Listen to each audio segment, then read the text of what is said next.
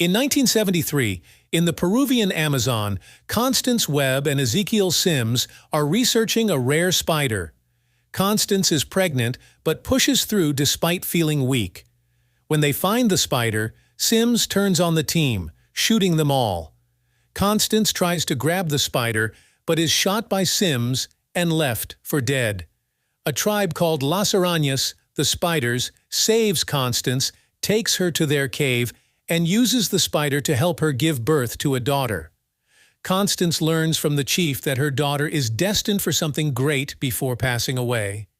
In 2003, in Queens, a girl named Cassie Webb, played by Dakota Johnson, grows up and works as a paramedic with Ben Parker, played by Adam Scott, who is Uncle Ben.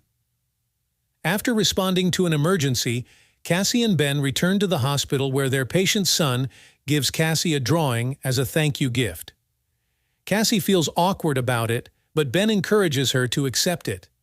Meanwhile, Sims, who now lives in New York, is troubled by a recurring dream where three young women with spider powers attack and kill him.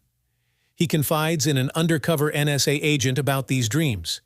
When Sims discovers the agent's true identity, he uses his inherited spider powers to harm her. During another emergency, where a car is hanging over a bridge, Cassie and Ben rescue the driver, but Cassie gets trapped in the car as it falls into the river.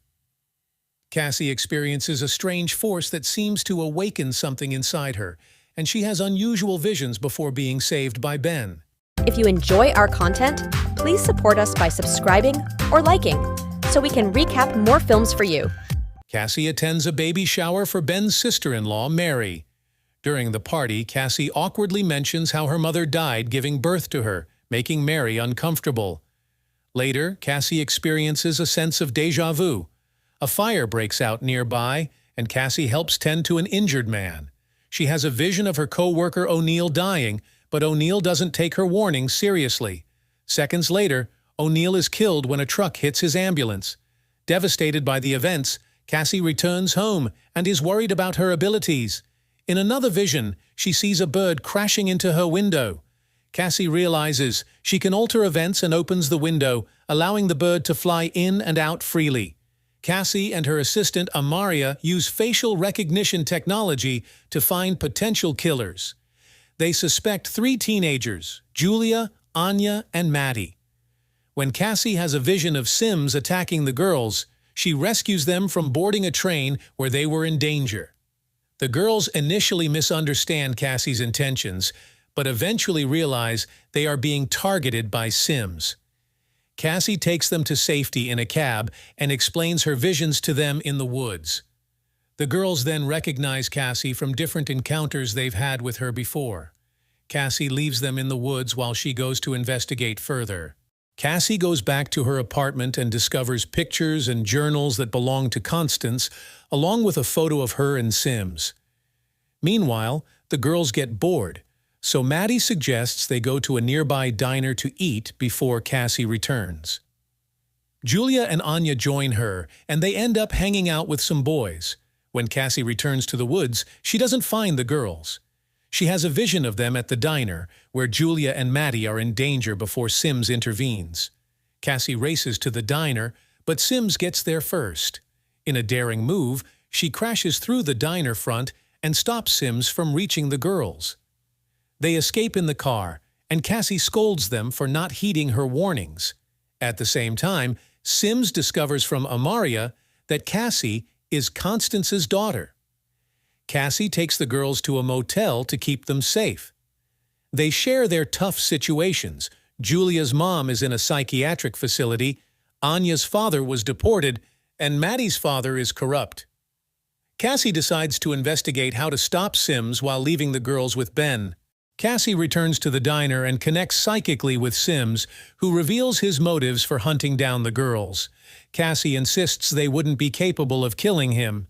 She travels to Peru, visits Constance's former workplace, and meets the chief of Las Arañas, who guides her to the cave of her birth. Her spirit is separated from her body, revealing visions of her mother's care and dedication during her pregnancy. Cassie learns her mother worked hard to ensure her health, debunking her belief that Constance didn't want her. Cassie reunites with her body and heads back home. In New York, Mary goes into labor, and Ben rushes the ladies to the hospital. Amaria scans the girls while Sims approaches. Finding the house empty, Cassie envisions Sims attacking downtown. She commandeers an ambulance and races to rescue them.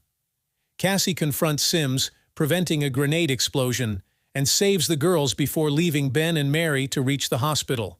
Cassie and the girls work together to keep Sims distracted as they speed through the city streets in an ambulance. They reach a warehouse, where Cassie calls for a helicopter to rescue them. Cassie instructs the girls to set off flares near explosive crates to thwart Sims. In a dramatic showdown, flares erupt as Sims approaches, and the girls head for the rooftop. Despite their attempt to escape, Sims manages to bring down the helicopter. The three girls rush to help Cassie, but they end up hanging over the edge, with Sims mocking their dire situation. Drawing on her past encounter with Las Arañas, Cassie projects herself spiritually to save each girl, and then lures Sims into a trap. The warehouse sign collapses, trapping Sims underneath the debris. Cassie reveals to Sims that his premonitions were about her, not the girls.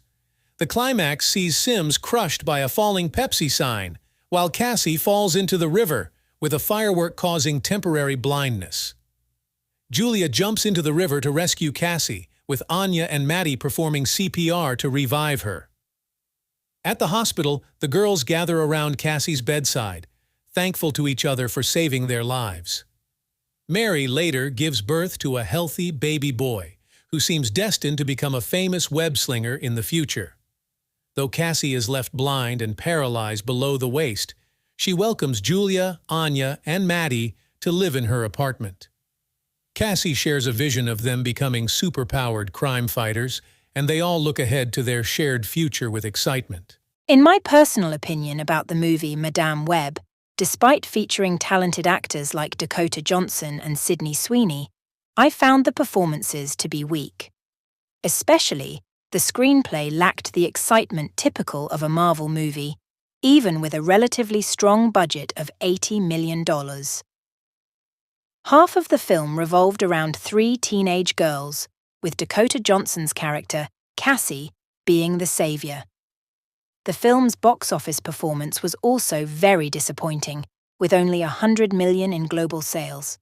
Additionally, Ezekiel Sims' portrayed as a villainous Spider-Man was terribly executed with no proper fight scenes throughout the movie.